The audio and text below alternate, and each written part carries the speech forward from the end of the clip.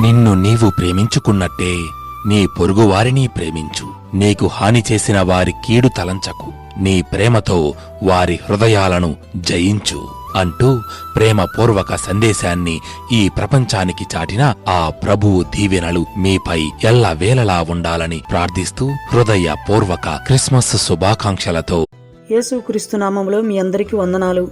సియోనులో నుండి దేవుని వాక్కు. నీ వాక్యము చేత నన్ను బ్రతికించుము. కీర్తనలోని మాట. సమస్తమునకు మూలము కారణము వాక్యమే. ఆ వాక్యం వలనే గాఢాంధకారములో వెలుగు కలిగెను. ఆ వాక్యం వలనే మనుషుడు జీవాత్మాయను. మనుషుడు రొట్టె వలన కాక దేవుని వాక్యం వలనే ఆత్మ సంబంధి అయి వెలుగు సంబంధి అయి బ్రతుకుచుండెను. ఈ దినము ఆ వాక్యము చేత మన ప్రాణములను బలపరుచుకుందాము.